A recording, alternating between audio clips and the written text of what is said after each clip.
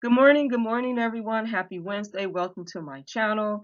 And I hope that you get to tune in. Here are just some various topics, some news updates, various topics. And we're going to be covering quickly the Teddy Ray sudden passing. He's a comedian. And then Spirit Airlines employee suspended for fighting a woman. Black firefighter alleges captain took him to a racist party, mocking Juneteenth. A former police chief bragged about unaliving black people. And then there's an update where a woman claims attorney offered her $200,000 to lie on Trey Songz and to even say that she was assaulted. And that's an update to that story because I did that video some time ago. And then a 16-year-old pregnant orphan ruling says she is not mature enough for a termination of pregnancy. And then how an OC lawyer bragging prompted the judge to throw out the winning malpractice. And I also did a video on that. And now the judge has come back after finding out that this lawyer bragged about his winnings and basically just mocking the judicial system. So we're going to get into these stories. So the first one is on Teddy Ray. He's a comedian and he had a sudden passing and it shocked his fellow stars as tributes flood social media. And so he's Teddy Ray he passed at the age of 32 and his death had really not been confirmed yet when it emerged on Twitter. Now, there were a lot of people like Comedy Central. They shared an emotional tweet confirming the news. Teddy Ray was a hilarious and beloved performer. He'll be deeply missed by the entire comedy community. And then Dace's Nice, former co-host of Dace's and Miro tweeted, "Rest in peace, Teddy Ray. He was a real one." And then musician Gene Doe said, "I've been to damn near every one of his comedy shows in LA since he started them. One of the funniest people I know, seriously. This is really heartbreaking, man. Rest in peace, Teddy damn bro." So there was a lot of people that tweeted out their condolences to him. A lot of people were sad that he passed away. And so he had a large internet following. His first TV gig was on BET's Comic View. He also performed all deaf digital internet platform, gaining 4.5 million YouTube subscribers. He joined the season 8 cast of MTV's Wild and Out and HBO's all deaf comedy television series. So a lot of the tributes continue to pour in. And so we just want to say condolences to Teddy Ray. Condolences to his family. May he rest. And then we have this female traveler and employee supervisor that got into an altercation on Spirit Airlines in the area where passengers are, where they sit after they have been cleared to take their flight, in the waiting area for departure. And so this woman, what I saw from the video, and I'm going to put it in here so that you can see it. And you've probably already seen it. I'm a little late reporting on it, but I saw it last week. And I wanted to share with you what I saw and what I got out of the video. First of all, the woman was very aggressive in the video. And actually, there was a traveler that was at the Panda Express, he stated, and he said he heard a loud commotion, yelling, loud voices, and he came down to start recording. He also said he was a photographer, so he recorded it. Now, the woman is saying that before the recording, the employee touched her. Now, she said touched. Now, to me, touched and hit, I don't know if touch just means somebody touches you or brushes up against you, but hit to me means like aggressive. So anyway, she said he touched her first. But anyway, they got into this altercation, and there were some witnesses that stated that, she had a boarding pass, but she didn't have a seat, and she got very angry, very belligerent, and he tried to take the boarding pass from her. Maybe he was trying to see what it says. I don't know. But anyway, she got even more out of control. And that when he told her to get in line, she cut the line instead of getting at the end of the line like normal people would do that are respectful, with moral integrity. And I'm going to say that. she cut the line, which is wrong. And I'm surprised that people didn't say anything. And maybe they did and they're just not reporting that. But in the video, it shows her being very aggressive towards this employee. He's a black male supervisor. He looks up like maybe he could be in late 40s, early 50s, or something like that. And so he's trying to keep her out of the area where the passengers are waiting to board in the boarding area. And he's telling her that she's in his space, and she keeps up in his face. At one point, it looked like she spit in his face. I don't know if she did or not, so I don't want to say she did. But at some point, it looks like she did. She was all up in this man's face, and they were going back and forth, and he was trying to keep her out of the boarding area. And so therefore, she was going on and on, pointing her finger, doing all this stuff the most. And nobody was around. Security did not show up. And you can hear someone in the background saying, relax, relax, calm down or whatnot. But however, no one came around. And eventually someone did. And it looked like it was security. I would like you to leave your comments and let me know. But it looked like security. And they had on like a black jacket or whatnot, or smock. And they had some white writing on the back. And the interesting thing that I saw is that, to me, what I pointed out, and please note that because it's different videos, but they didn't address her. This guy, employee or security, did not address her. They addressed the employee and got up in his face to try to,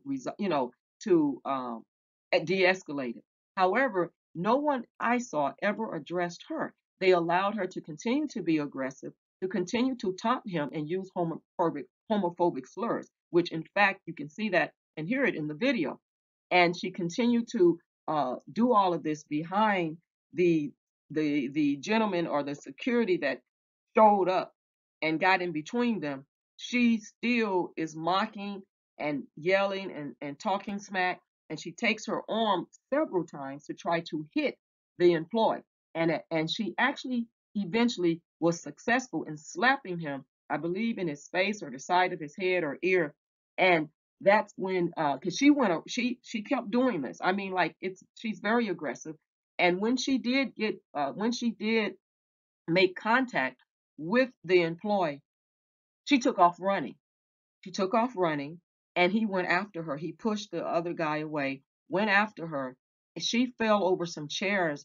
It looks like he tackled her, but she fell over some chairs, according to the report, and they both tumbled. They both got up. She went to take off running. He went after her, and he slugged her. And the video, and then um, it showed where um, some men came at him, and he had basically like a meltdown, like, get away from me, don't touch me. Did you see what she did? And again, no one addressed her, and that's what I saw in one of the videos. And I think that's something that needs to be highlighted and noted. They should have addressed her as well and made sure, and I'm sure that he could hear her taunting the employee behind his back, and he should have turned around and told her to calm down and to leave the area, go sit down or go stand in line, but stop. No one addressed her, and I think that's why she felt like she can be over the top and continue harassing him and being very aggressive, because she was not ever, that I recall, and I could be wrong, but in the video I saw, and I watched different videos, different clips of it, but she was not addressed, and she should have been addressed. Whether she's a woman or not, she should have been addressed and told to stop. And I don't believe that a woman should be hitting on a man, especially if it's not self-defense. If you're trying to defend yourself, that's different. But hitting on a man and being that aggressive, she was already just over the top with it.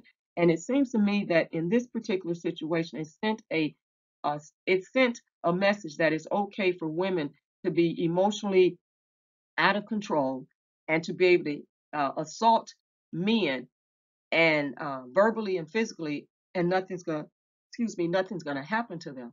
And I think that's very wrong, that happened.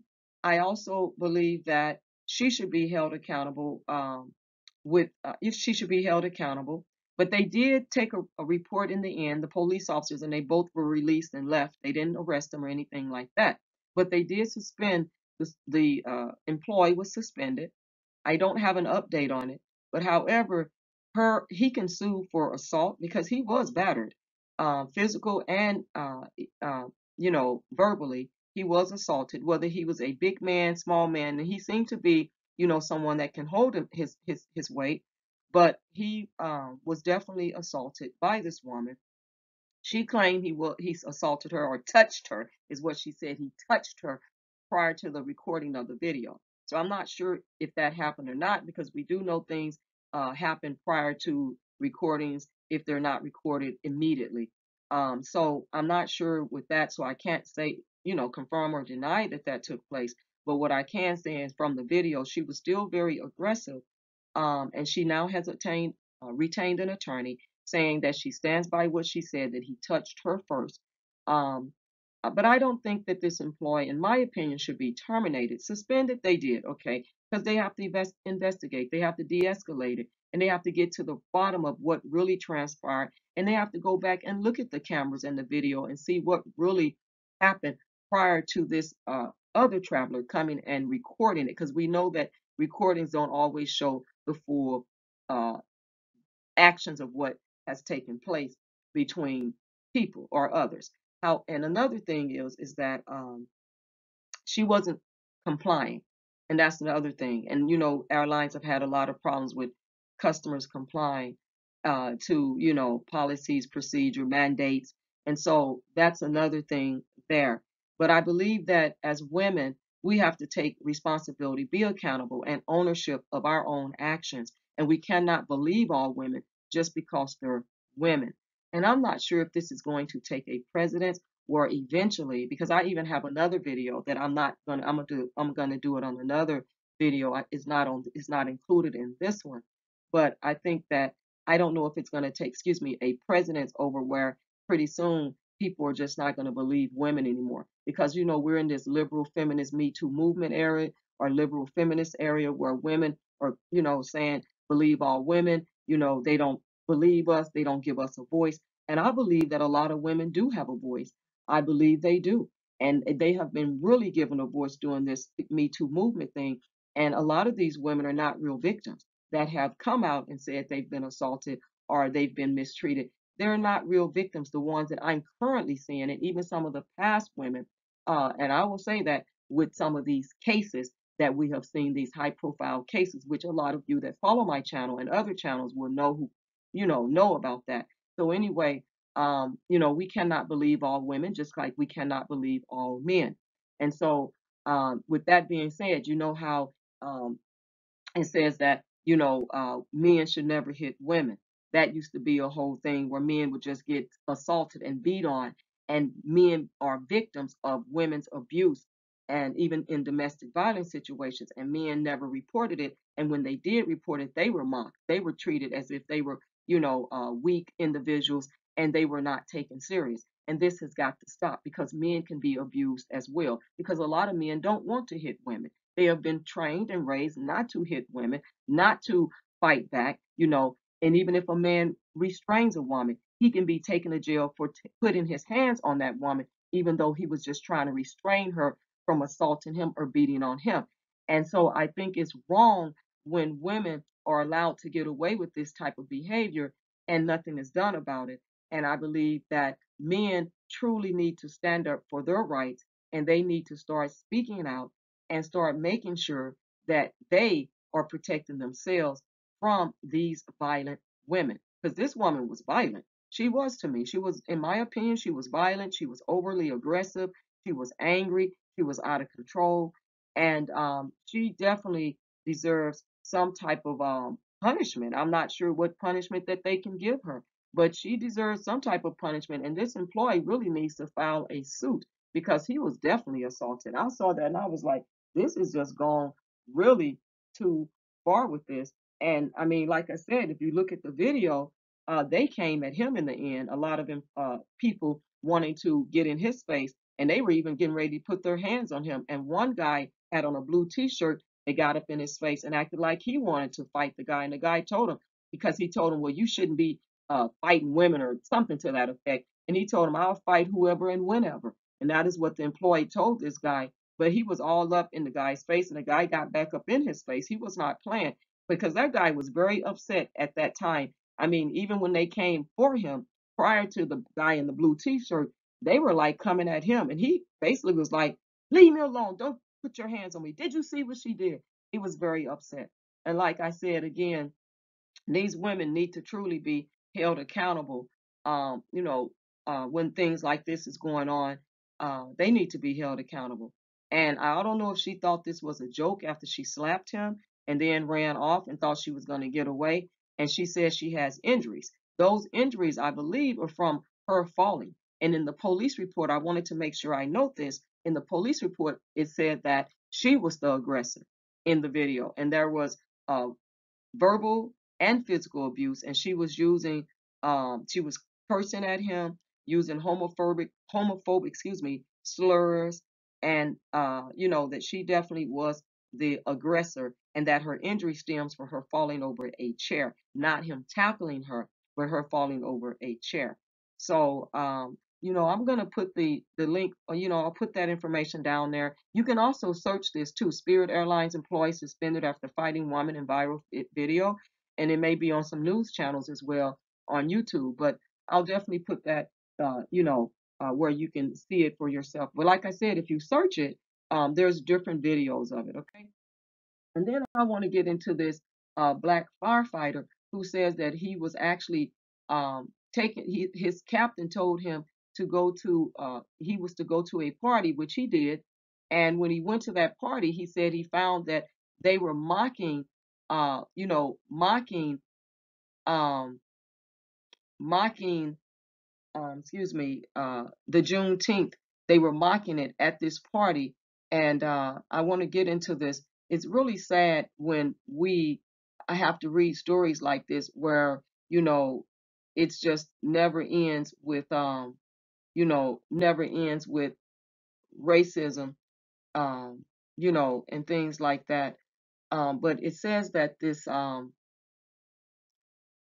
captain, uh, he actually a Western New York fire captain allegedly pressured a black firefighter while on duty. This is while the firefighter was on duty to go to a party that mocked Juneteenth with racist imagery and featured images of elected officials with spikes running through them, according to a legal filing. The firefighter, Gerard Jones, said the party took place last month at a private home in an affluent area in Rochester, New York. A notice of claim filed Thursday stated. The filing is a notice of intent to file a lawsuit. Jones and two other firefighters went to the party after their captain, Jeffrey Crywee, allegedly told them they should all go, according to the notice of claim, which names the city and its fire department. Speaking at a news conference outside Rochester City Hall on Thursday, Jones, a 14-year veteran with the Rochester Fire Department, said the experience cut me very deeply. I decided to speak up today because I have two children who may one day will aspire to be firefighters, and I don't want them to have to experience what I experienced. Excuse me, he said. Traditionally in the firehouse, excuse me, we handle things like a family does, in-house. Things don't make it out to the public eye. But every once in a while, something happens that can't be handled in-house, and this is one of those. This is one of those times, he said. According to the notice, Priory, as the officer in charge, had informed Jones and two other officers that he wanted to take the fire truck to attend a party located in the district. As a team, they always traveled together, the notice said, and so they traveled to the party in uniform. Jones felt immediately uneasy, and his uneasiness intensified as he walked up to the driveway and noticed a large cutout of former President Donald Trump, as it is against department rules to attend partisan political events, according to the filing. But it was only when he turned the corner at the end of the driveway, bringing the backyard party into full view, that he became completely shocked, it said. According to the notice, there were two large Juneteenth celebration flags decorating the lawn with buckets of Kentucky Fried Chicken, prominently displayed in an apparent use of the racist trope recycled by bigots to mock Black Americans. The filing further said that someone at the party also appeared to have been impersonating Monroe County legislator Rachel Barnhart, acting in a sexual manner as the crowd taunted her, yelling sexually explicit comments. Jones could also see pictures of local Democratic politicians on stakes across the grass around the backyard, according to the filing.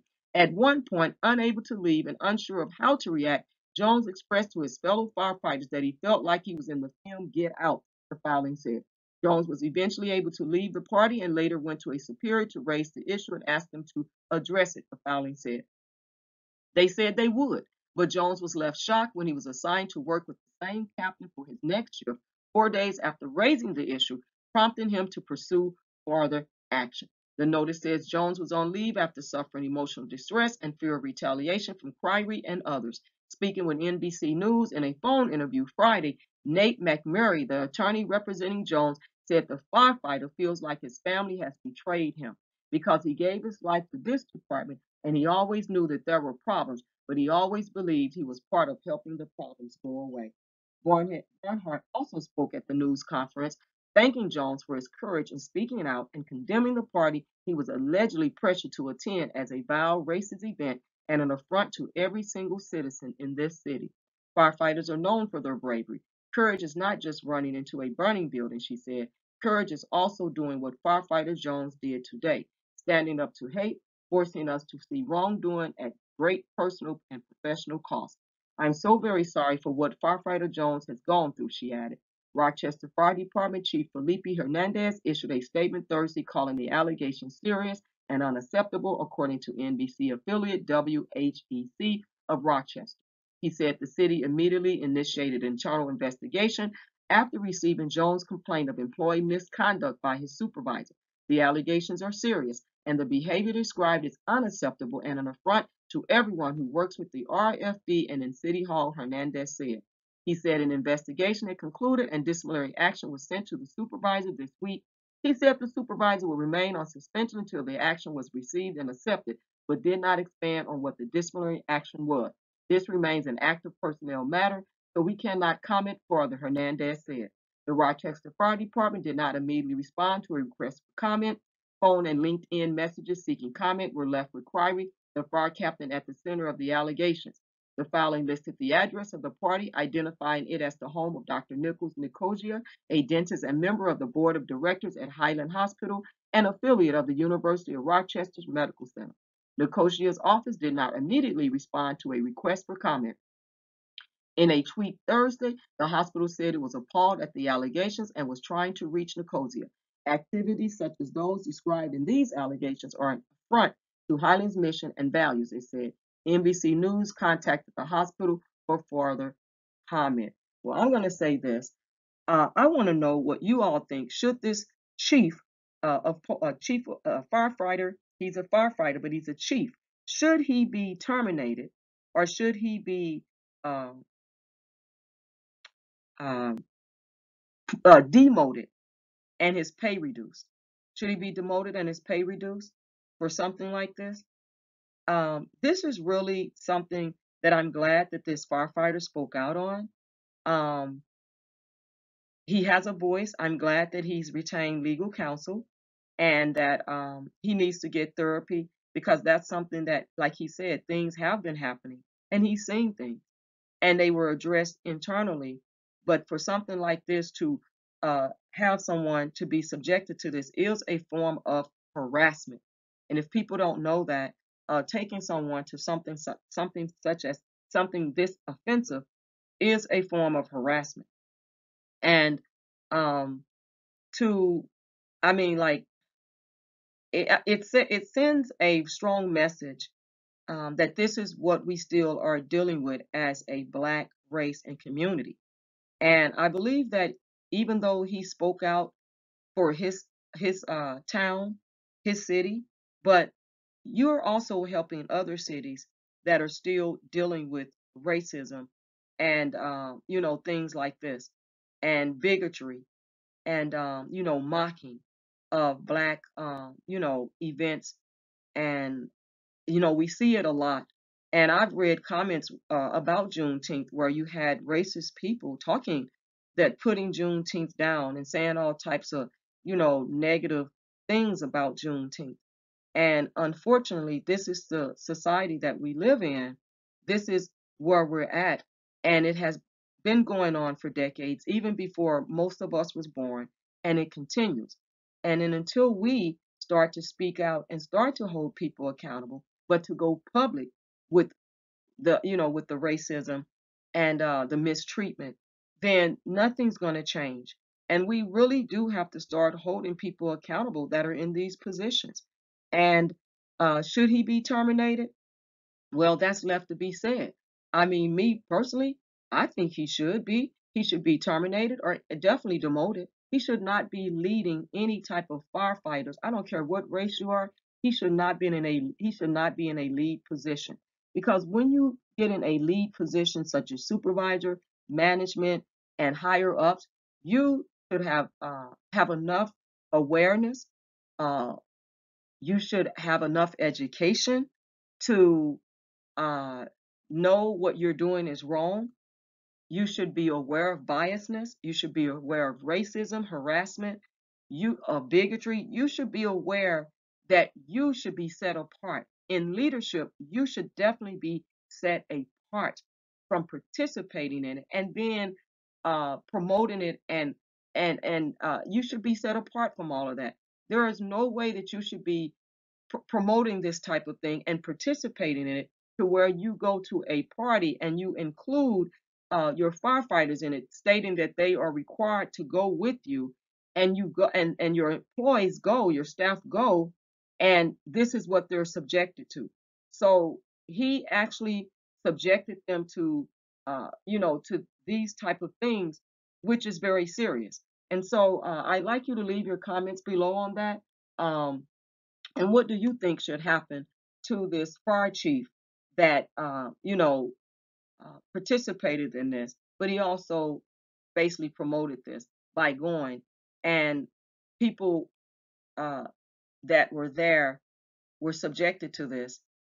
And this is something that would be very difficult for me to even return back to that same firehouse, because they all live as a family and a lot of them have to sleep overnight, and they're away from their families a lot of times when it's their shift.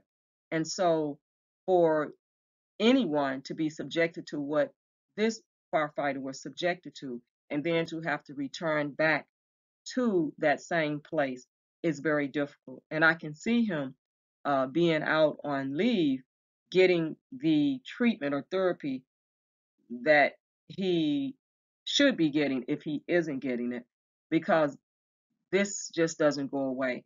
And when you spend, you know,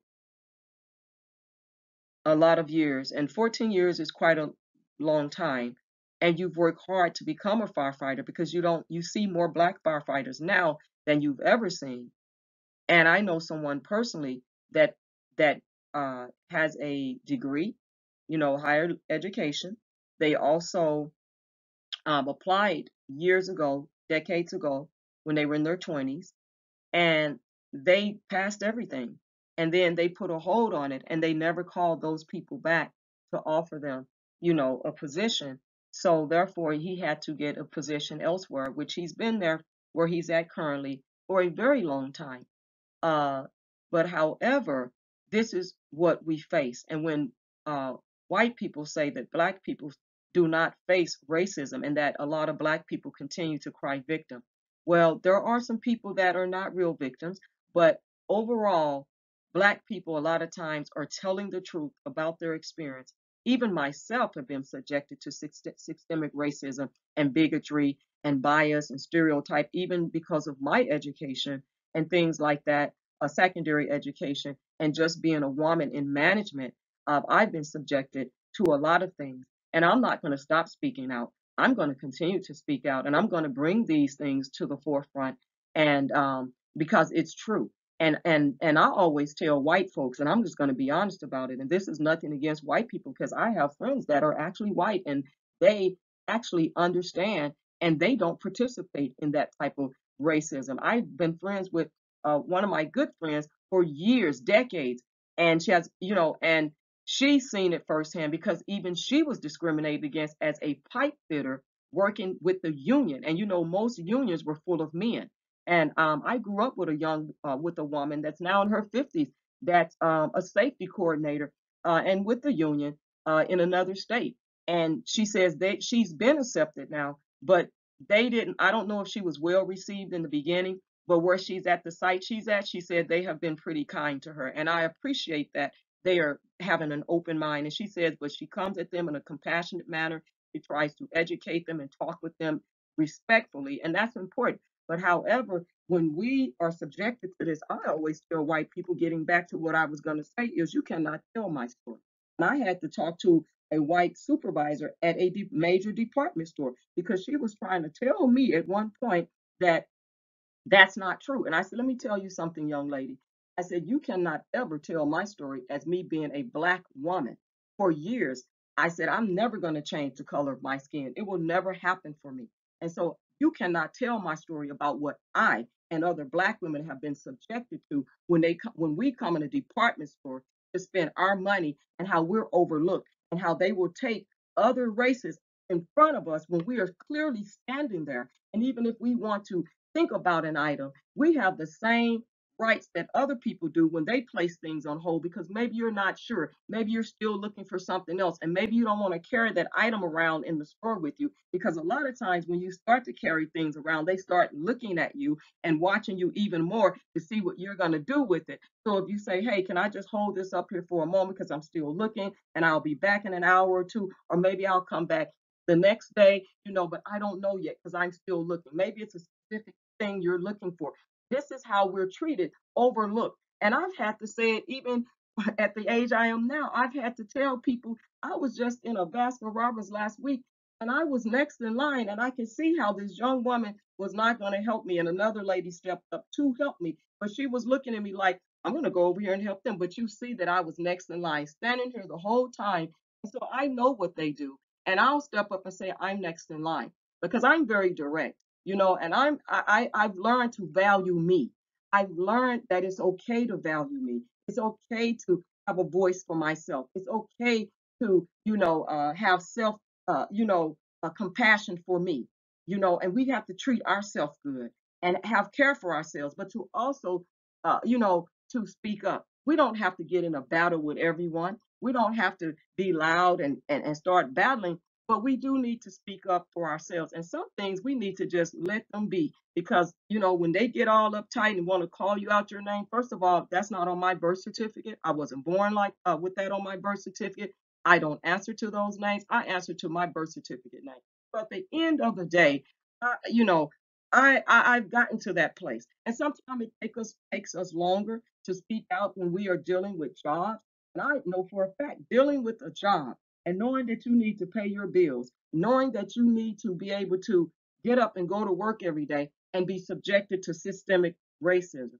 And I'm just keeping it real, because I worked where I worked before I retired and got into something else, because I'm a business owner now. But however, that most people follow my channel do know that. But however, I'm just saying that at the end of the day, you have people that will try to tell your story. They can't tell your story. They will never be able to tell your story. And that's the thing. And so when people start saying, well, that's not true. No, you can't never tell my story. Because until you walk in a black person's shoes, don't ever try to tell my story, because you don't know my story. You don't know it, and I will not ever be able to fit it all in a book. Because if I choose to write a book, which I can, I'm waiting for God to speak to me on that. Because when you write a book, you don't necessarily, everybody don't want their personal business out there or things like that. And so when you write a book, you open yourself up. And you could also write a book where it's based on a true story, and, the names can be changed, that as well. I'm just saying, I haven't decided to do that,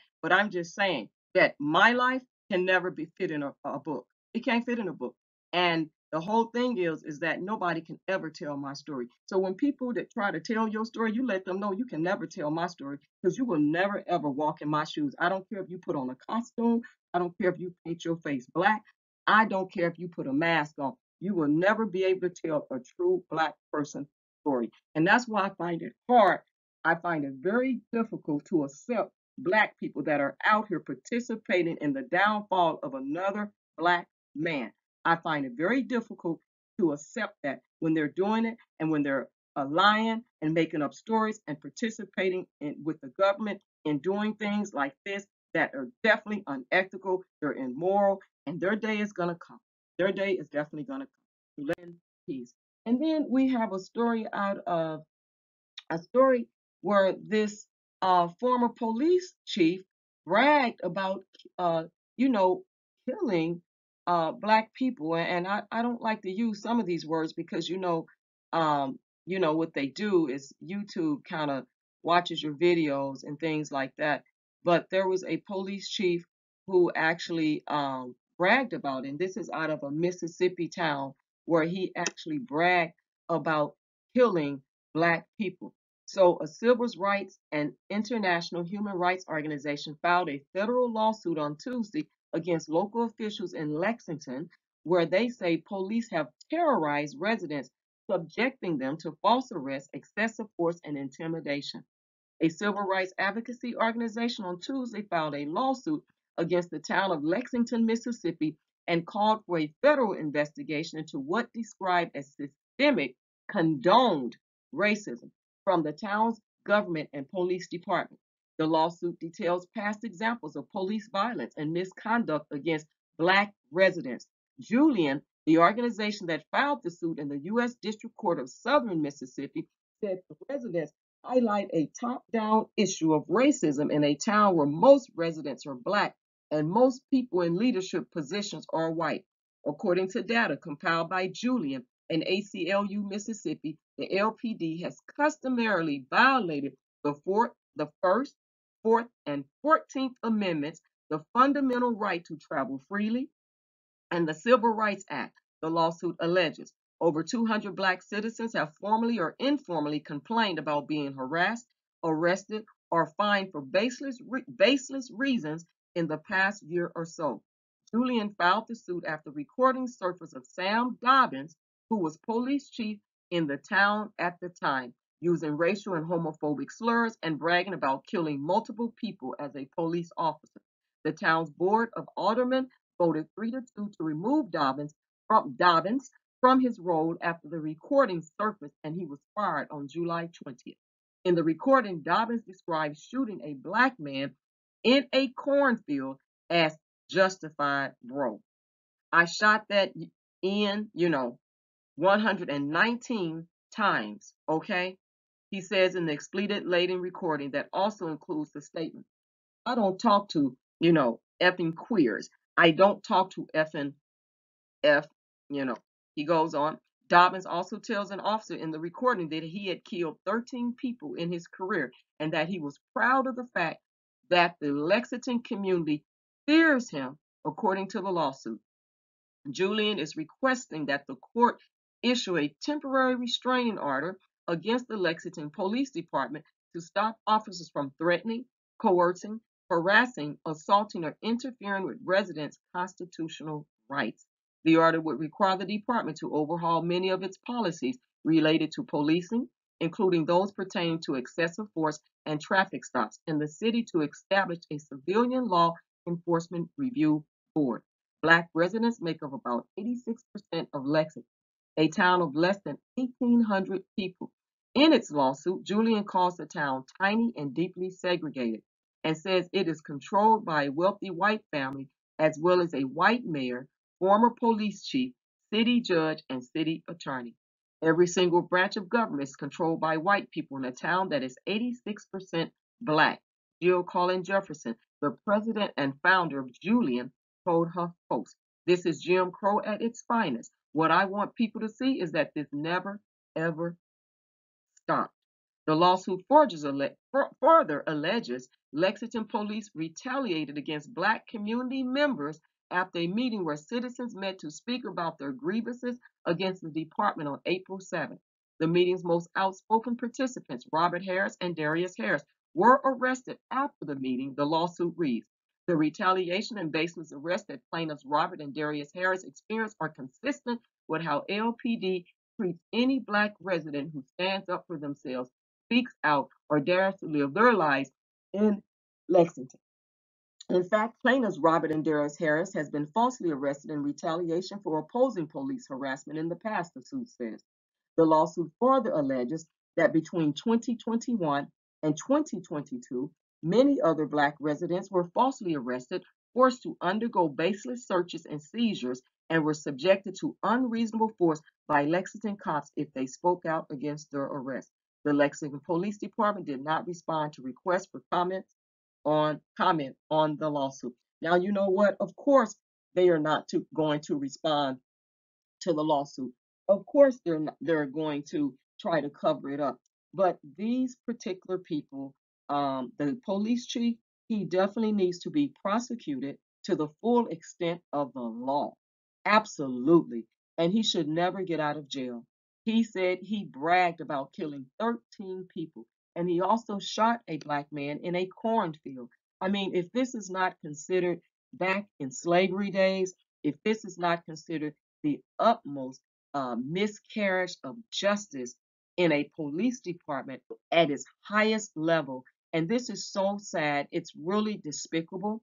And I pray that the Julian organization will make sure to bring out every single thing. Do not leave any rock uh, unturned. Make sure they bring it out and that these families get justice, that these people living in the town of Lexington, Mississippi, that they will get justice and that they will take away or get rid of all of the current politicians and leadership that are there now. The mayor, everyone, they need to get rid of them, and some black people that are experienced, that are qualified, need to be voted in, especially since it's 86% of the town that is black. These stories continue to keep coming out, and I will continue to bring them to you, as they come out. And I hope that you will tune in because you have to be aware. And if you are traveling, stay away from Lexington because I would not want to see anyone being retained and harassed, and unalived or beaten or assaulted or abused going through that town because it's obviously a corrupt town, and this deserves to be highlighted and made public. So if you don't mind sharing the video of all of these stories, but even this one, because this is really just truly heartbreaking to hear how they have been mistreating, again, black people for years. Let me move on to my next video. I want to share with you about this woman. This is an updated story where this woman, she says that the says that uh, she was approached by not Trey Songz attorney, but this the attorney that is representing one of the women that says that Trey Songz assaulted her. Um, and so I did the video, excuse me, I got to get my thoughts together. I did the video a while ago, like I said in the beginning. So there's an update to the story, the transcript from a recent court hearing. Now, this is from the transcripts. In Song's sexual assault lawsuit surfaced and seemingly painted the singer as the victim of an alleged conspiracy. A woman named Mariah Thielen testified she met Ariel Mitchell in April 2021 and was offered a bribe, TMZ reports. Mitchell is the attorney for Jahara Jeffries, the woman suing Songz, accusing the singer of sexually assaulting her at a New Year's Eve party in 2017. Thielen claims to have met with Mitchell at a bar in Miami in April 2021 and offered between $100,000 to $200,000 if she agreed to lie and say she witnessed Songz sexually assault Jeffrey. Now, Thielen also says Mitchell wanted her to claim that Songz assaulted her too, as the attorney allegedly works to make the bottoms-up singer the next R. Kelly. Thielen also claims that Mitchell smelled like weed during the meeting and was carrying a handgun. Thielen says Mitchell was trying to take her allegations to Song's legal team in hopes of coming to a monetary settlement for her client. The transcript states that if Thielen made the false claims, the settlement would be larger. Thielen says she turned down the offer and immediately told Song's legal team. She says she wouldn't have accepted the bribe even if the offer was for $10 million. Mitchell denies the claims and says Thielen is guilty of perjury. We're highly confident and certain the court will find the witness committed perjury, Mitchell said. Parties are still awaiting the judge's further instructions on how to proceed, given the witness's inconsistent testimony during the hearing. Mitchell's partner, George Braybeck, withdrew from the case, citing multiple grounds for withdrawal under the Florida rules for professional conduct. Mitchell claims Brayback Beck, only withdrew because he will be representing me against the parties involved in this disgraceful motion brought by Trey Songz and his representative. Mitchell and Vreebeck have a history of withdrawing from sexual assault cases. The two lawyers previously withdrew from a $20 million lawsuit against Chris Brown after the singer produced text messages and voicemails from the alleged victim confirming their friendly relationship. Now, should I say more on this? Because now it's saying that now I've read this story before. That's why I said I did a video before on this, and this woman came out and said the same thing. Her story has not changed. That they were offering her $200,000 to lie on Trey Songz and even say that she was a victim of sexual assault. And now it's saying that they're trying to. It's like they're trying to get a case against Trey Songz. You know, uh, like R. Kelly. And I said that prior in my video, you would have to go back and watch it, but this is really sad. And um, that is why it's so important for men to guard themselves and to protect themselves and to not, uh, you know, pick up every woman that has a nice looking, attractive outer appearance. You don't know the heart of these people, these females. And there are a lot of good women in the world, a lot of good women, whether they're beautiful or you think they're not. But there's these women, that's what their whole goal is to come up off of rich black men or rich men in general. And we see a lot of this now with rich black men being accused of sexual assault, whether it happened decades ago or whether it's happened within the last few years or 5 years. We see it a lot. And uh, there was protections in place decades ago where you could file a police report and they would investigate.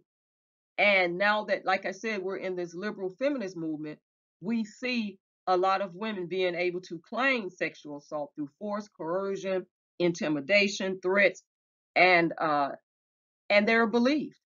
And then you have the social media and public opinion that will jump on the bandwagon, crabs in a barrel, and come together to defend women even when they are lying and even when they're wrong. And we don't know what goes on behind closed doors as far as when women lie and other women come together.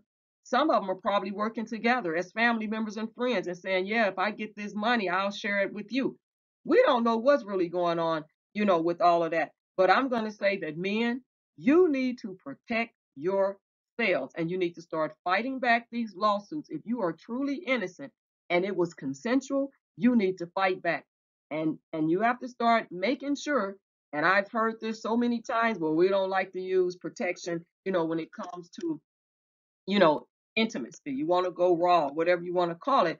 But using protection is very important to protect yourself, protect the other party, and everything. But also just protecting yourself with not sleeping with everyone. You have got to have standards, men. And I'm saying to you, men, you have to have standards about yourself, standards. And even women need to have standards and not put themselves in situations where they are placed at risk. And I'm not saying that this woman was at risk, and I don't know this woman, so I'm not saying one way or the other. Because when it comes down to real victims, you do need to call that, call and report, the National Rape Crisis Line. You definitely need to do that, which I will definitely have at the end of this video. I would definitely have that at the end of this video, but you definitely need to report the rape.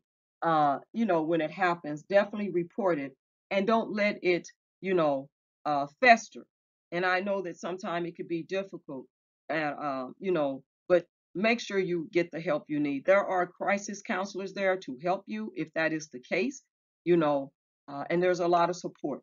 But however, when you start hearing stories like this where people are lying and trying to bribe people, what happened in the major case that people are following now, that we're all following, not just people, but myself as well, no disrespect, are following. There is a lot of lying that went on. The women, to me, in my opinion, are not real victims. They participated, it was consensual. And I believe that birth certificates, I'm not talking about a birth certificate that's made up. I believe that birth certificates should be ordered from the state that the person was born in, not where they live at now, but where they were born in, to see what the ages of these women that claim they were underage, and because they've lied about their age. They ought to be held accountable for lying about their age in that other case, that major case.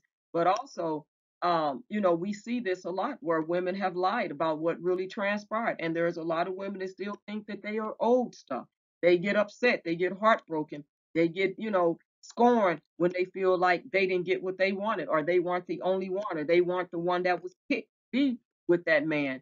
And you have women out here that will let a man fly them in, but they barely know the man and they want to live free off of these men. But I was always raised to be independent and get your own. You can still be married and still have a great relationship if you are married. Have a great relationship with your husband, because I do believe that marriage is between a husband and woman, and a man and woman, husband and wife, not husband and wife. I don't believe that.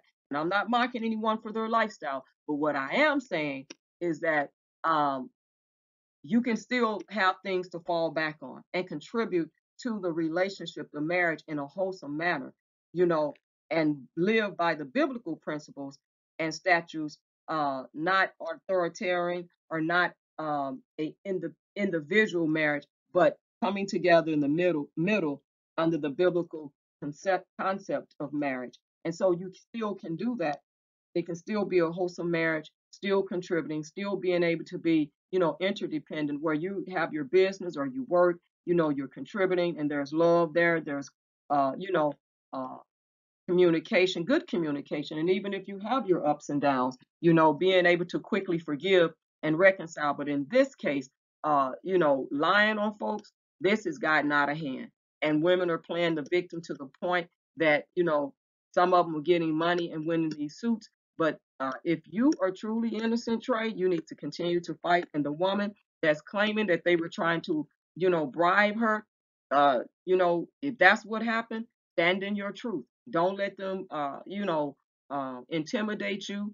Don't let them, come out saying you purge yourself if you really are telling the truth. Because this is some real crazy stuff where, people are just trying to get away with anything that they can for some of these clients. And some of these clients, these attorneys have had to back out of these lawsuits because they know that their clients were not being truthful. And now let's get into this story about the 16-year-old this 16-year-old that the judge said that she was not she was actually not mature enough to have a termination of pregnancy. She's actually currently, at the time of the story, she's 10 weeks pregnant. She's orphaned. She doesn't have any legal guardians or guardianship, but someone did go to court, I guess, go with her. But she states she is not ready to have a child. She doesn't have a job, and she is in school. But the judge ruled that she was not mature enough. So let's get into this particular story. It says a court in Florida has ruled that a 16-year-old orphan girl cannot have an abortion because she is not mature enough to make the decision. It was revealed today. The teenage girl, who does not have any parents, is now appealing the decision after she was barred from terminating her pregnancy following Circuit Judge Jennifer Friedrichs-Chowitz's ruling. Florida law necessitates the consent of a parent or guardian in the case of a girl under 18 once an termination of pregnancy. The teenager was then 10 weeks pregnant when she brought her case to court. Despite the teenage girl petitioning that she was not ready to have a baby, the court ruled that she also was not mature enough to decide to terminate the unborn child. Now, she claims, now this young girl said she was not ready to have a baby, was not ready. But then the courts also decided that she wasn't mature enough to also terminate the pregnancy. So the ruling by Judges Harvey J., Rachel Nordby, and Scott McCarr states the teenager had not established by clear and convincing evidence that she was sufficiently mature to decide whether to terminate her pregnancy. However, McCarr dissented from other judges and wrote the case should be sent back to Friedel Chowitz at the First Circuit Court of Appeals in Tallahassee, as it was a very close call. Now, the trial judge apparently sees this matter as a very close call, finding that the minor was credible, open with the judge, and non-invasive, Makar wrote. He continued that he anticipated the teenager would potentially be returning before long, given the statutory time constraints at play to shore up any lingering doubt the trial court harbored. Makar noted the teen had no parents, but put in the effort to search on the internet for more information to gain an understanding about her medical options and their consequences. He also said that the teen is pursuing a GED with involvement in a program designed to assist young women who have experienced trauma in their lives. The minor submitted her petition to the court, which she constructed by hand, and insisted she is sufficiently mature to make the decision, saying she is not ready to have a baby, she doesn't have a job, she is still in school, and the father is unable to assist her. He also noted the teen's legal guardian, who accompanied her to court along with her caseworker, is fine with her decision to terminate the baby. Unfortunately for the teen, Makar says she inexplicably checked a box that stated she did not require an attorney, despite one being available to her for free. Now, Makar commended Friedeichowitz for her conduct, during the hearing, and said she asked difficult questions of the minor on sensitive personal matters in a compassionate manner. Friedeichowitz is a registered Republican in a state with a Republican governor, Ron DeSantis, meaning it is more difficult for women to get a termination of life than it is in Democrat-run states. So a termination of life for the baby, okay? So the overturning of Roe versus Wade means that states have more autonomy to decide whether women have the right to a termination of life of their child, and it is becoming increasingly difficult in Florida to get one. Even before the monumental Roe versus Wade decision earlier this year, DeSantis signed a law forbidding abortion passed upon her 15 weeks pregnant, a decision that is now being challenged in court. Wow, I hate that word, but it comes up and I say it, but I really like to use termination of life when it comes to the pregnancy. But anyway, Florida Democrat Party spokesman Travis Ruther spoke about the case, saying thanks to Ron DeSantis, Florida is now forcing a teenager to give birth against her will. That is an appalling and dangerous overreach by the governor who claims to represent the free state of Florida but wants to make women's health care decisions for them, Ruther continued. Now, we already know about, the landmark 1973 Supreme Court decision that legalized, the big A in America, and I think I'm going to just start saying the big A. But anyway, you all can go and read that if you don't know anything about it. And I'm sure a lot of people do know about Roe versus Wade and how she actually did go later on and become a Christian, a born-again Christian in 1995 and began traveling and speaking out against it. She did do that. And in 2003, she filed a motion to overturn the original 1973 ruling with the U.S. District Court in Dallas. It did move through the courts, but it was ultimately denied by the Supreme Court in 2005, and then she died in an assisted living home in 2017 at the age of 69. And there's a lot of different states out here with different laws, and we know that a lot of women are still protesting and protesting. Even the anti big A's are still doing it. That's against the big A, that are doing it as well. Now, Georgia, Ohio, Missouri, and Louisiana have enacted heartbeat laws.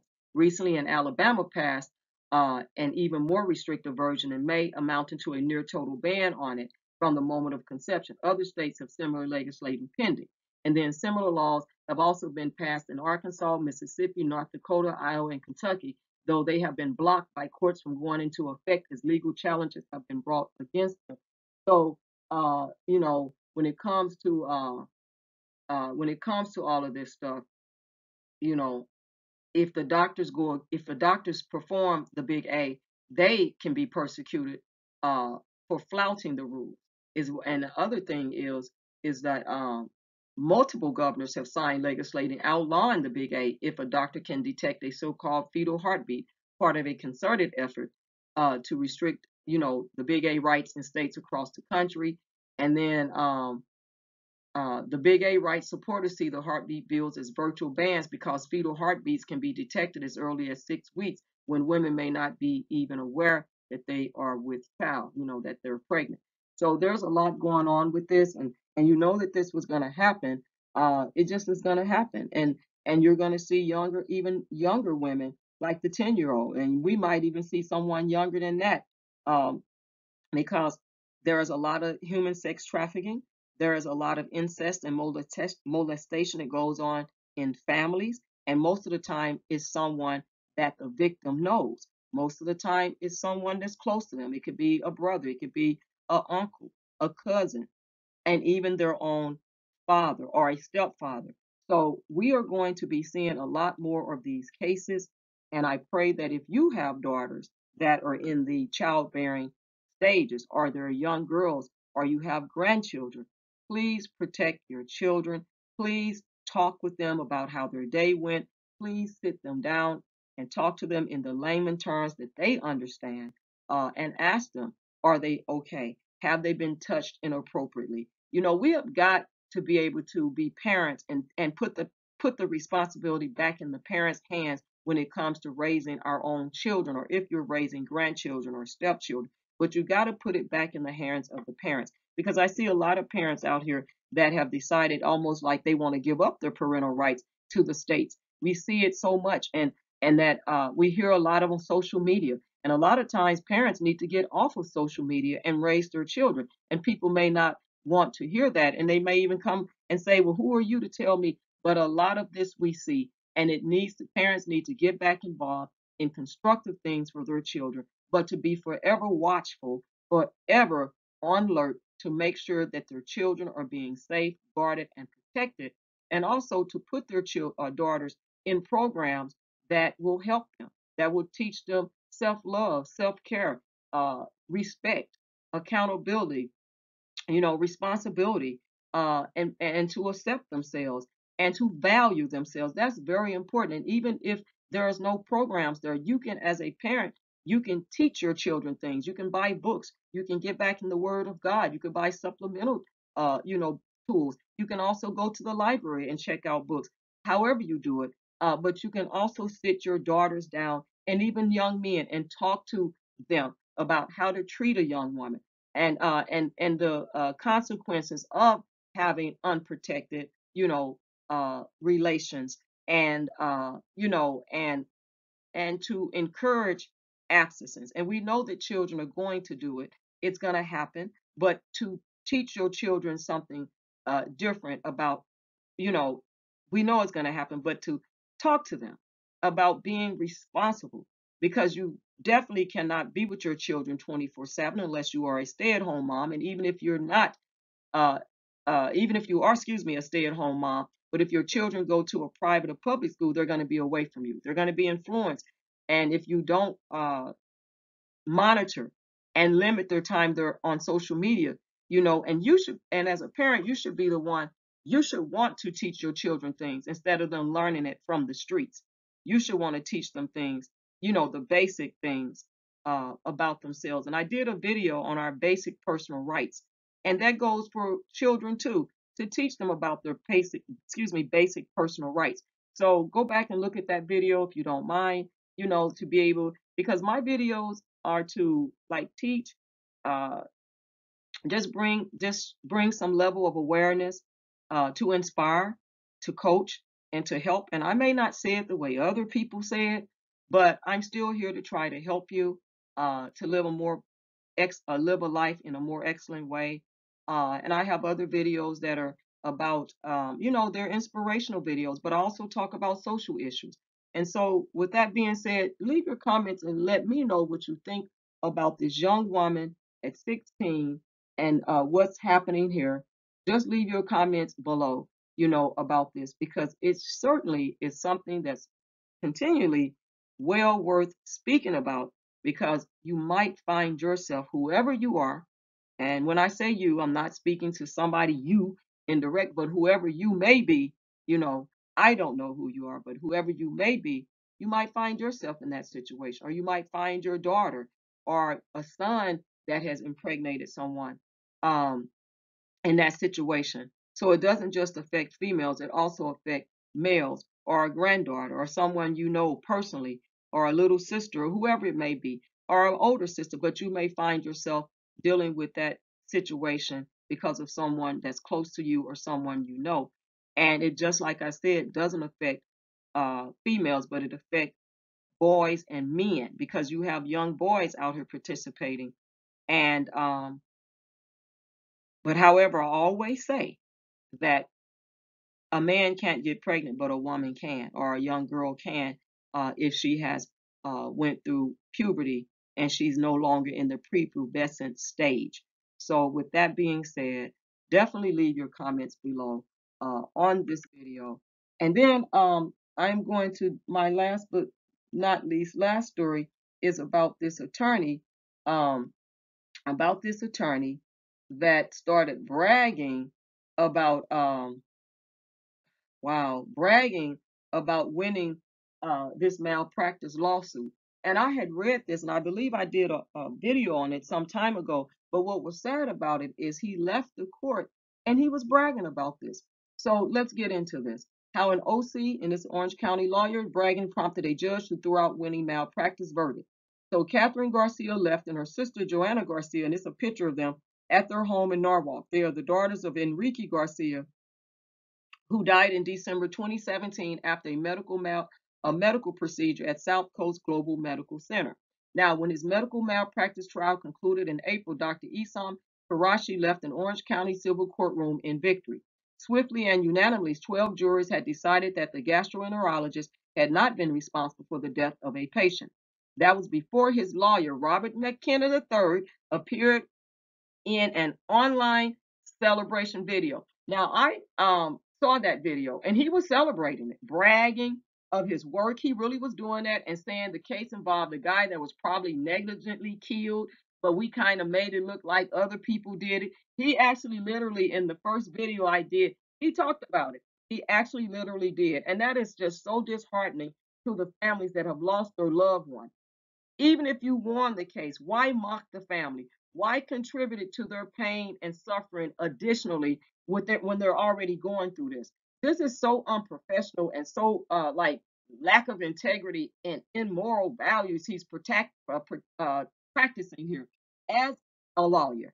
And when you put things on social media, he as a lawyer should have enough sense to know that people are going to see it. That's just like regular people that put they go on what TikTok all the time and Instagram, but TikTok is like this big thing now. It's been, but I'm just saying very popular. And they go on there and talk about how they're slacking at home and not doing, slacking at home. They got an easy job from home. And then their supervisor or manager sees it and terminates them.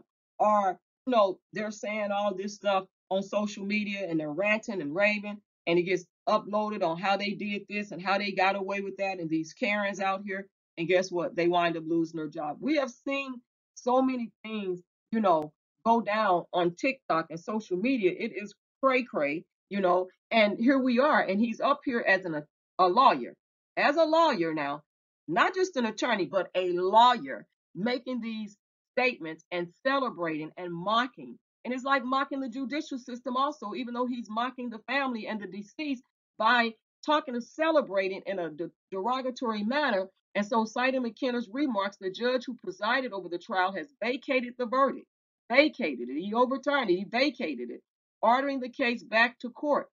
So he vacated it. And he says, I think I have to protect the system and say plaintiffs deserve a new trial, Orange County Superior Court Judge James Crandall said at an August 4th hearing. Yes, he needs to protect the court system.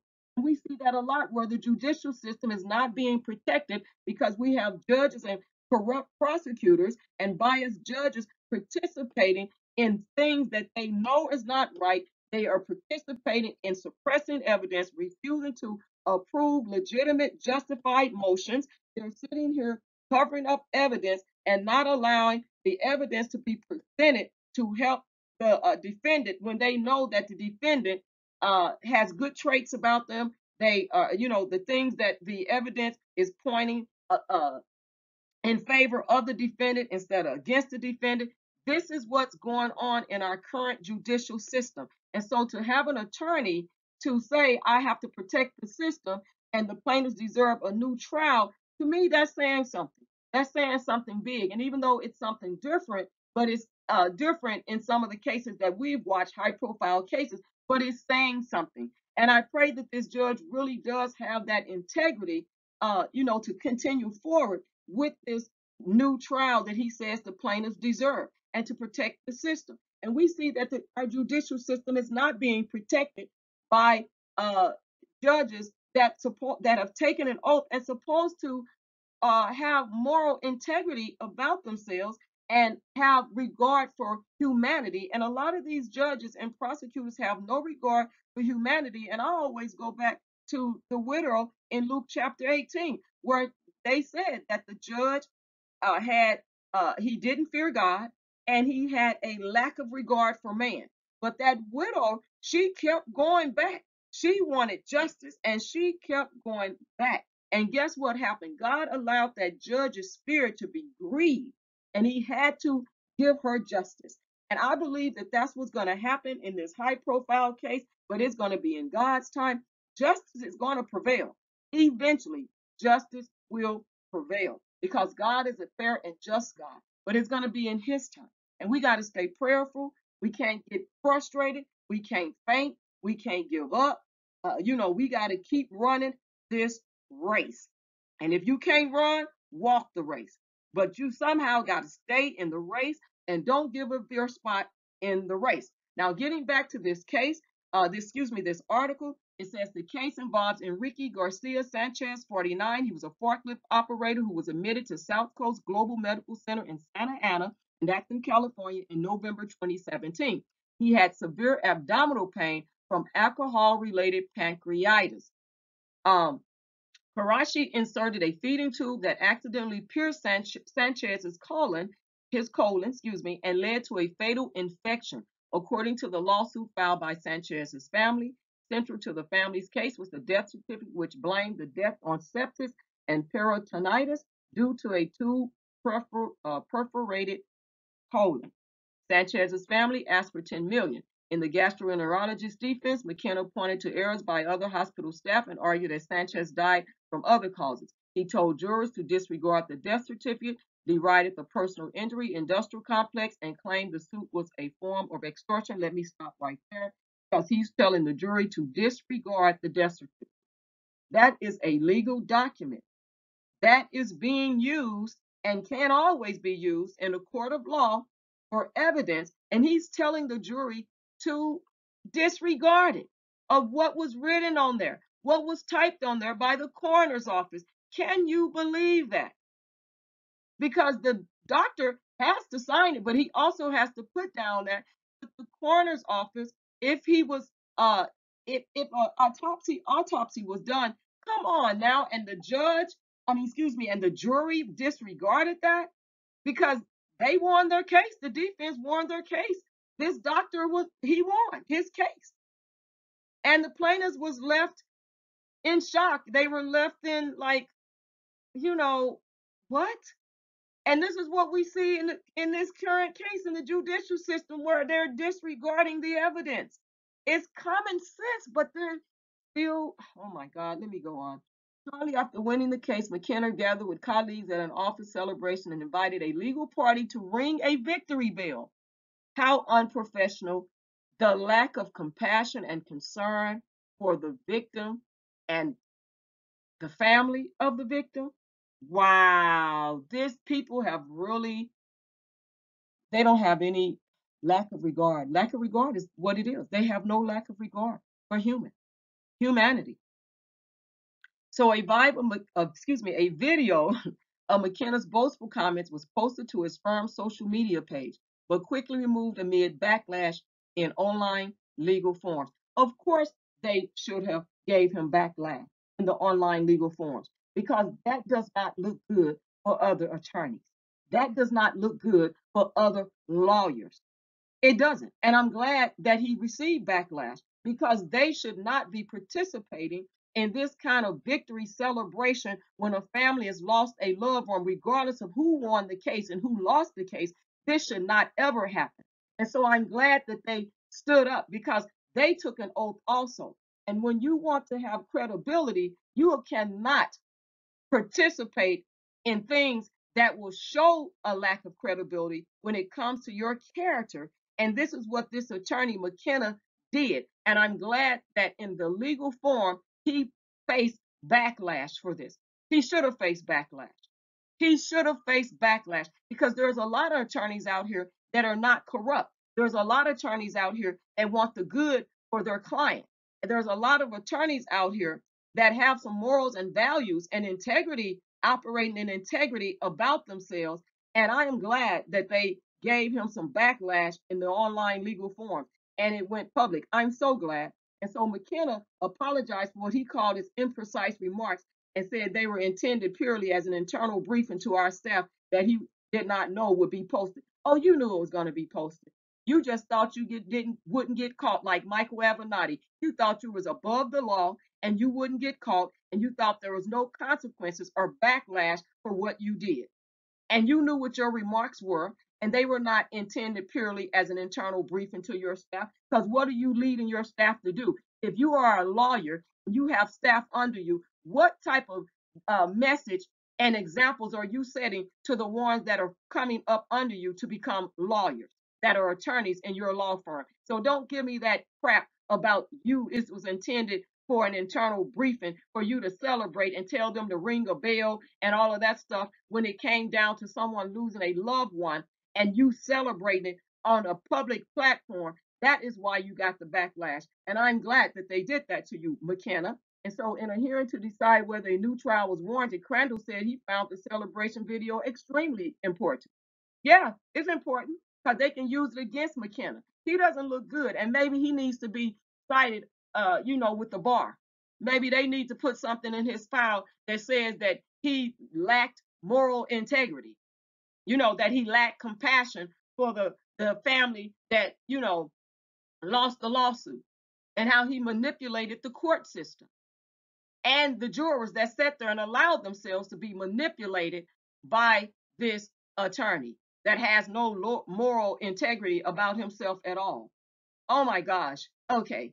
And it says, when he says on a video, a guy was probably negligently killed, probably is more likely than not.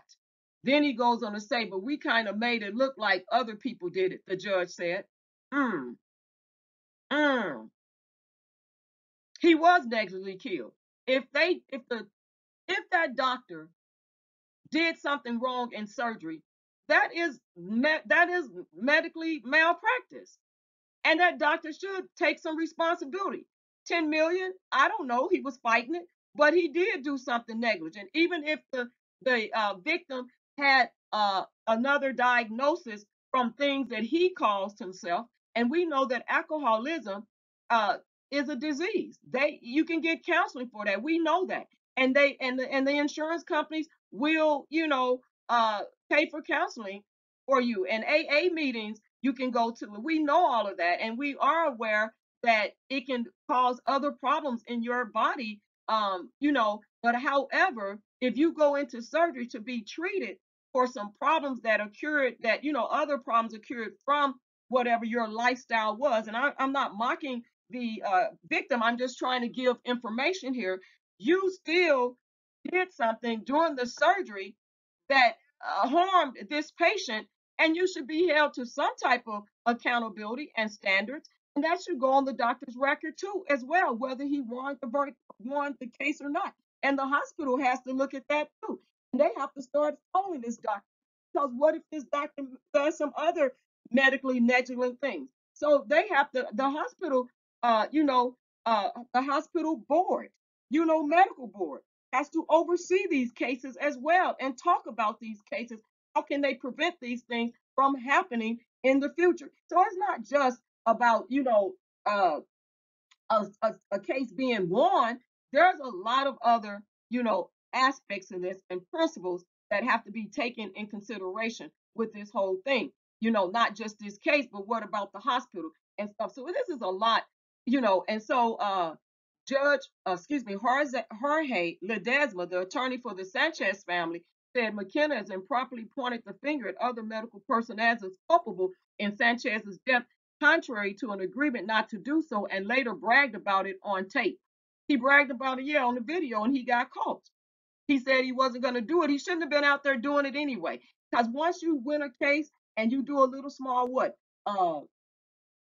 press conference on it, if there's you know reporters out there, you be careful of what you say. You do the press conference and you go on. You don't get on social media and brag about all that stuff. You just don't do it. It's just so out of order. So, and it goes on to say, this is what the judge says. Well, bragging isn't a great irregularity, Crandall said. He's a lawyer, but here's the problem.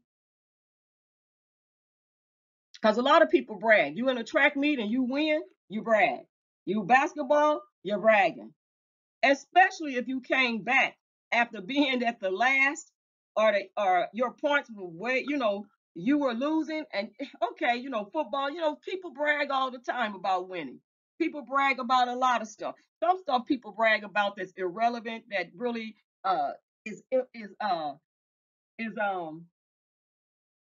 non-factor. Some people brag about things that's a non-factor. And some stuff you don't need to brag about, like how much money you make and all this stuff. Because that can be easily taken. So it's a lot of stuff I'm saying. But anyway, here's the problem. What the judge said, here's the problem. Bragging that justice wasn't done, that's what bothers the court. That's what bothers the court, he said. In ruling that the plaintiffs deserve a new trial, the judge also pointed to a 3-week break he allowed mid-trial that might have affected jurors' recall of information, because there was a 3-week break. Because I want to know why they would allow this attorney, McKenna, they would be persuaded by, in favor of the defense, the doctor, to disregard a death certificate. I'm like, if we can't use death certificates, if we can't have documentation, it don't matter anymore. What are we doing in this society? What are we doing? And so, in addition, he said the jury foreman had failed during jury selection to mention that he had spent 2 years as an insurance agent. The jury foreman, he spent 2 years as an insurance agent. So what does that say? He spent 2 years fighting claims to keep from paying out people's claims, especially legitimate claims. I bet you, how many claims did he refuse to pay out that were legitimate? You take your insurance company for your car, for an example. How many times they don't want to pay out claims? Or the other insurance company don't want to pay out when they know that their client was at fault. Their client, their insured, was at fault. How many times you pay your homeowner's insurance and you have a situation that's supposed to be covered and you paid for years and they don't want to pay out? He was an insurance agent, spent 2 years, the jury foreman, and he failed to mention that? Did he just forget? Or did he just want to be on this trial so that he can rule against this family? Because he probably was in the jury room, probably, they don't talk about it. Probably in there bullying in a way he knew how to bully people. He knew how to persuade people because he's used to persuading, because he was an insurance agent. So he's used to persuading on how not to pay out claims, man. Let's just keep it real. Let's just keep it real. He knew how to persuade. He'd been doing it. He spent 2 years learning how to do it, how not to pay out claims that probably were legitimate claims, to save them some money so they can keep, the shareholders can keep getting bonuses every year. The shareholders can keep getting raises while people that have legitimate claims are suffering and losing out.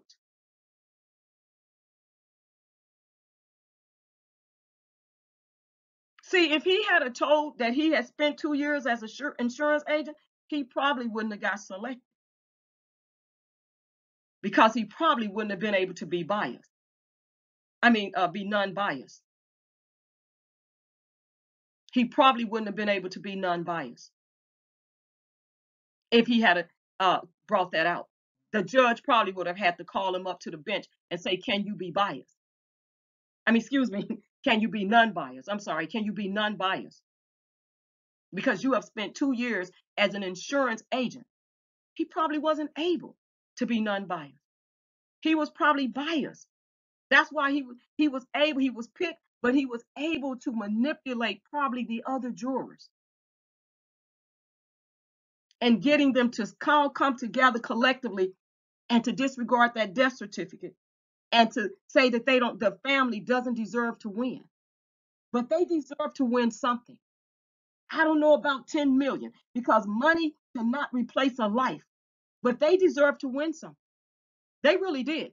And if this doesn't go to a new trial, hopefully they'll come to a settlement and the family will get something for their pain and suffering.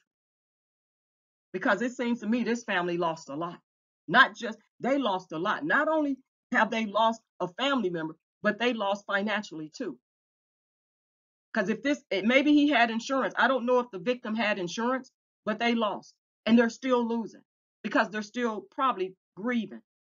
And then when you have an unethical attorney come out here and mock and celebrate, just being deceptive, he meant it. It's like that just really gets, under my skin. And I'm saying it's under my skin because I don't appreciate it because I've seen what they do. And I've read about what they do. These lawyers and judicial system, but we have a judge here that says, here's the problem. So the judge said McKenna was an excellent lawyer with a reputation for honesty and integrity, he says, but adding, see, he gave him his props. And this judge gave him his props. But guess what he said? But good men make mistakes. Yeah, they do. See, let me tell you something. Like he said, the Pope goes to confession. Because let me tell you something. When you make a mistake, you have got to own up to that mistake. None of us is perfect. We realize that. We're not perfect. We make mistakes. But when we make mistakes, we need to quickly own up to it. Quickly ask God to forgive us. Repent. Quickly. And we need to apologize. And he needs to apologize to this family. Now, will he? I don't know. But he needs to apologize to this family. See, because we know your mistakes doesn't determine your future. And we know your failures is not your destiny. We understand all that. So he is giving this attorney his props. But at the same time, yes, good men make mistakes.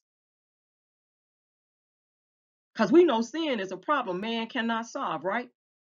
But the Pope goes to confession. And I like how he added that in there. How many of us go to confession before God? See, we don't need an intercessor in the New Testament. We have the Holy Spirit, and we can go to the Father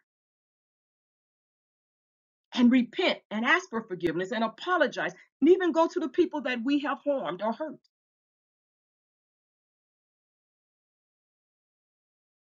We can go to Christ and confess our sins like we're supposed to, right? And getting back to this, it says, noting that Sanchez was from El Salvador, the judge also expressed concern about McKenna having used the phrase, "Welcome to America," in his closing argument. Welcome to America. How racist is that? Or discriminative. Welcome to America. And then shouted again. Remember, he shouted, "Welcome to America," when he's talking about the personal injury machine, the judge said. I just think that can only be interpreted as some emotional plea to arouse anti-Hispanic sentiment. Now people see how it feels to be as Black people and how things get aroused when people are making comments and judging unrighteously about other races. See, people say thou shalt not judge to be judged. Let me tell you something. You can judge righteously. The Bible calls us to judge righteously as believers. So some people have it twisted when they say you can't judge. Yes, Righteously, you can. You can judge righteously according to the word of God when you're doing it righteously in correction. And so the judge said the jury, which reached a verdict in 26 minutes, 26 minutes, did not ask to see exhibits and apparently didn't go over the evidence, but instead seemed to make his decision as the result of some emotion. I'm going back to that jury foreman. He convinced those jurors not to ask for exhibits and apparent, oh my God, that I'm going back to that jury foreman. He was doing things that he had no business doing, and the things he should have done, he didn't do as a jury foreman. Because again, you are placed in a leadership position when you are a juror foreman. I've never been a juror foreman, but every time I've went, and I went through the second one, and you know, I could have got picked for a case, but I did not because of some circumstances, and I had to talk to the judge about it. Um, and it had to do with gang members. And my son was a child, and the bullying that my son was going through because of something that we were a victim of. Uh, our property was shot up in a shootout where I used to live decades ago. So I had to protect mine. You know what I mean? And I told the judge I cannot sit on this case because I knew that I probably would have been biased, but in a bias in a way that would have held them accountable, and bias in a way that was going to protect my son, uh, being that his father had deployed uh, at the time to Iraq. So at the end of the day, you know, I was thankful that the judge, you know, was compassionate towards me. Um, I was thankful of that. But this defense attorney was coming at me so hard that even the other jurors and people in the court said, you know, repeated what I said because, and the judge had to get him intervene. So all I'm saying is, because you know, is that I think that this juror foreman just wasn't doing the right thing, and he was able to convince these jurors under him, and he just didn't do it. No exhibits, 26 minutes to on a man's life like this. Um, and then McKenna, a Huntington Beach attorney and a founding partner at K. McKenna and Scott Capper, a prominent firm, did not respond to requests for comment. McKenna no longer represents Karachi. At the hearing, the doctor was represented by Kenneth Pedroza of San Marino, who said McKenna's videotape remarks were intended as hyperbole.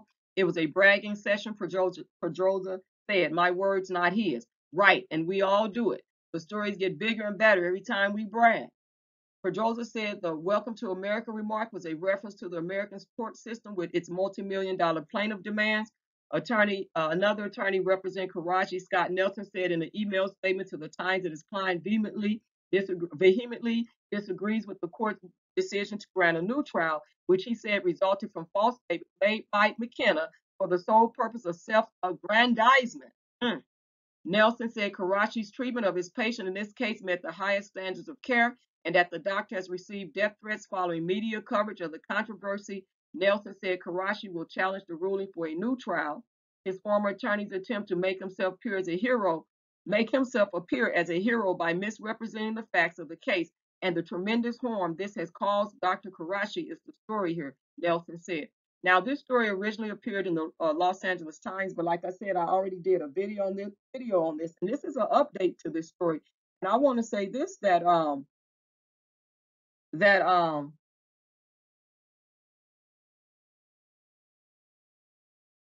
that there, that this doctor probably need to go on ahead and settle.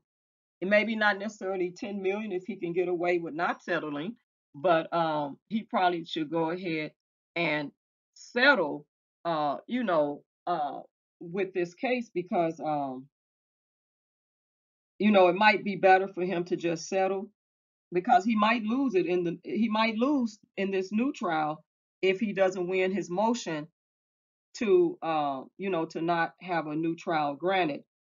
And so with that being said, um, you know, these are some things that we face, that we need to stay up on things, that we face, um, you know. And so basically,